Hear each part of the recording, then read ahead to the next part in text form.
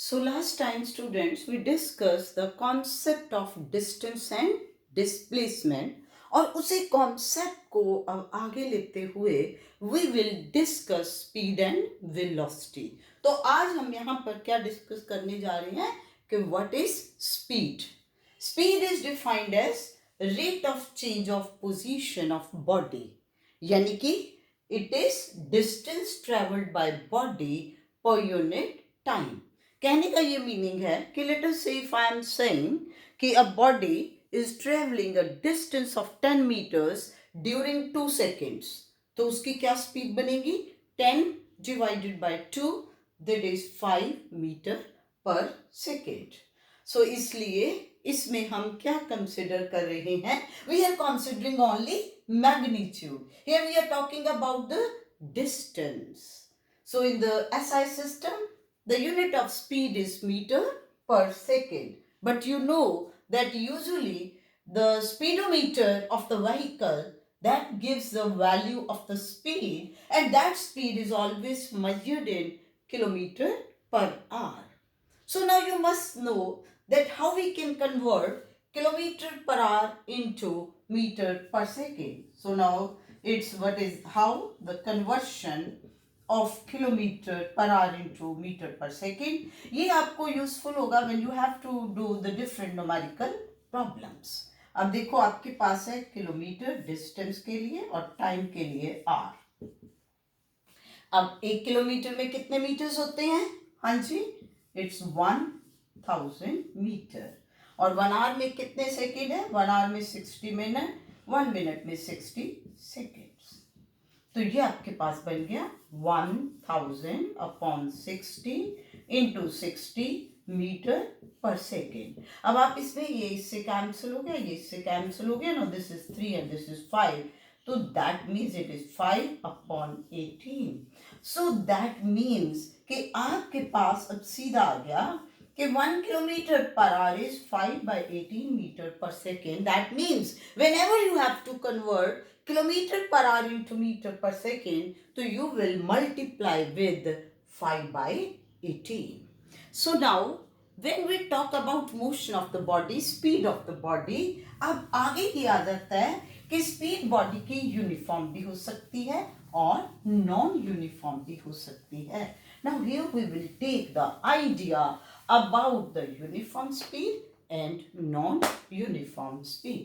तो अब सबसे पहले आ गया what is the meaning of uniform speed. तो इसके लिए हमने हमेशा क्या कहना है? Uniform speed is the body is said to possess uniform speed if it travels equal distances in equal time intervals. लेकिन साथ में हमने क्या कहना है? howsoever small may be time interval. इसकी क्यों जरूरत है? आप ये देखिए कि मान लिया आपने एक ब्रॉडर सेंस में ले लिया. आप कहते हो कि ये कार जो है it is travelling distance of 100 metre in 20 seconds. ठीक हो गया. अब हर 20 सेकेंड्स में तो वो 100 मीटर का डिस्टेंस ट्रैवल कर रही है. तो क्या वो उसके बाद हर सेकेंड में 5 मीटर का डिस्टेंस ट्रैवल कर रही है? जरूरी नहीं है. ऐसा भी हो सकता है कि उसने क्या किया कि उसने पहले 50 मीटर का डिस्टेंस जो है वो तो उसने ट्रैवल कर लिया 5 सेकेंड्स में, और उसके बाद का जो 50 मीटर का डिस्टेंस है उसने 15 सेकेंड्स में किया. तो अब बताओ क्या उसकी स्पीड यूनिफॉर्म होगी? नहीं होगी, कि उसका इक्वल टाइम इंटरवल्स में इक्वल डिस्टेंस ट्रैवल नहीं है. हाँ, अगर वो 100 मीटर का डिस्टेंस आप कह रहे हो 20 सेकेंड्स में कर रही है और अगर वो हर एक सेकेंड में 5 मीटर का कर रही है, दैट मीन्स 2 सेकेंड्स के बाद उसने 10 मीटर का किया. अगर 5 सेकेंड्स के बाद देख रही हो तो वो 25 मीटर का कर रही है. तो इसका मीनिंग होगा कि उसकी स्पीड जो है वो यूनिफॉर्म है. इसलिए हम क्या डेफिनेशन देते हैं कि a body is said to possess uniform speed if it travels equal distances in equal time intervals, howsoever small may be time interval. So that point is very important. So now for the example of uniform speed, you can say that train is traveling along a straight line path. किस path पे? Straight line path पे, and it is traveling distance of 5 meters during each second. Now, if the speed is not uniform, तो क्या होगी? Variable speed. अब understood है variable में क्या कहोगे? A body is said to possess variable speed if it travels unequal distances in equal time intervals. जैसे for example कि train is travelling distance of 50 meter in third second and it is traveling distance of 100 meter in the fourth second and distance of 150 meter in the fifth second. तो इस case में train की speed क्या होगी? Variable speed. सो जब भी train की, body की, किसी की भी, बस की, कार की वेरिएबल स्पीड है तो उस केस में हम क्या कैलकुलेट करेंगे? We will calculate average speed. Now the question arises, how we will calculate average speed? इसके लिए very simple, we are here discussing one dimensional motion. So when we are discussing one dimensional motion, it means we are taking into account motion of body along a straight line path.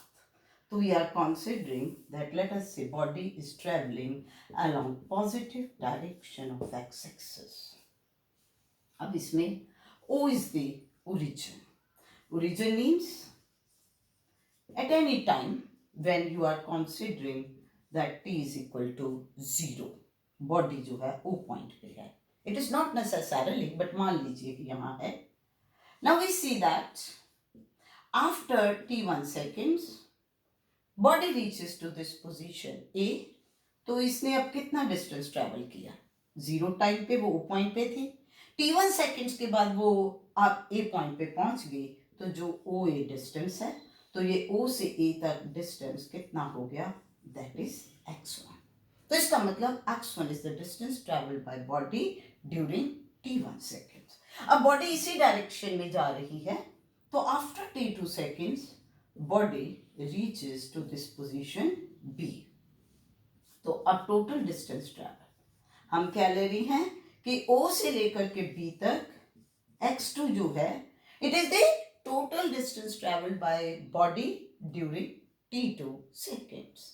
तो अब question ये है कि how much is the distance travelled by body during t2 minus t1 seconds, or you can say कि it is the distance traveled from t1 to t2. जैसे मान लो कि this is 1 second, this is 3 second, तो हम किसकी बात कर रहे हैं कि 1 सेकेंड से 3 सेकेंड तक उसने कितना डिस्टेंस ट्रैवल किया? तो it will be A B. A B क्या होगा? O B minus O A, that is x2 minus x1. तो अब आपके पास what will be average speed? Average speed will be total distance travelled. क्या है? Total distance travelled divided by time taken. कितना distance travel किया है? x2 minus x1. कितने टाइम में? t2 minus t1. तो जो टोटल डिफरेंस है हम इसको डेल्टा वर्ड लिख देते हैं. डेल्टा का मतलब कि जो वेरिएशन है, x में जो चेंज है इतने टाइम में जो हुआ, ओ अपॉन डेल्टा टी. अब एक चीज याद रखिए कि whenever, क्या पॉइंट इसमें नोट करने वाला है कि whenever body is possessing uniform speed, then average speed for any time interval will be same.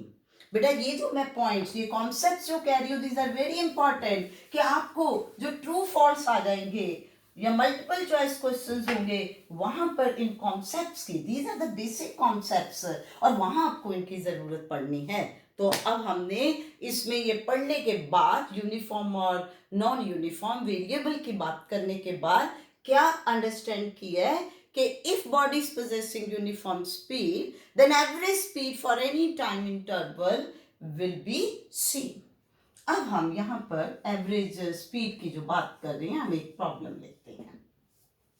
Problem क्या है कि body travels with speed v1 for first half time, for first half time, and with the speed v2 for second half time. So you have to calculate average speed. कैसे करेंगे? इसमें उसने ये कह दिया कि v1 स्पीड है first half time के लिए और v2 स्पीड है सेकेंड हाफ टाइम के लिए। तो इसमें हम सबसे पहले मान लेंगे कि let us consider that the total time taken by the body to travel the whole distance that is equal to t। तो फर्स्ट हाफ का मतलब t/2 सेकेंड्स। तो distance travelled during first half time, तो during first half time कितना बन गया v1 into t/2। and similarly we consider distance traveled by body during second half time। तो अब स्पीड v2 होगी टाइम t/2 है। So now what is the total distance traveled? Naturally, total distance traveled will become the sum of the two। तो क्या बन गया v1 into t/2 plus v2 into t/2। इसमें अब आप t/2 को कॉमन ले लो तो it is v1 plus v2। अब एवरेज स्पीड क्या आएगी? एवरेज स्पीड क्या लिखते हैं हम? Total distance travelled. अब इसमें ये बता रही हूँ कि ये नहीं करना भी टोटल डिस्टेंस ट्रैवल डिफरेंस ही आ रहा, वो तो पोजीशंस की बात थी। तो अब इसमें total distance travelled upon time taken, तो कितना डिस्टेंस है t/2 into v1 plus v2 and time is t से t कट गया तो आपके पास आंसर क्या आ गया v1 plus v2/2। Very simple कि अगर पहले हाफ टाइम के लिए स्पीड v1 है और सेकेंड हाफ टाइम के लिए स्पीड v2 है तो एवरेज स्पीड क्या बनेगी? That is the mean of the two. देखो ये आपको डिराइव करना आ सकता है, you should know the derivation, लेकिन डेरिवेशन करने के बाद ये आपके पास एक कॉन्सेप्ट बन गया है। इस कॉन्सेप्ट को आपको अपने ब्रेन में बिठाना है और यहां पर जरूरत होगी वहां पर अप्लाई करना है। बट इस चीज का ध्यान रखना है कि इसमें हम बात कर रहे हैं इक्वल टाइम इंटरवल्स की। Thank you.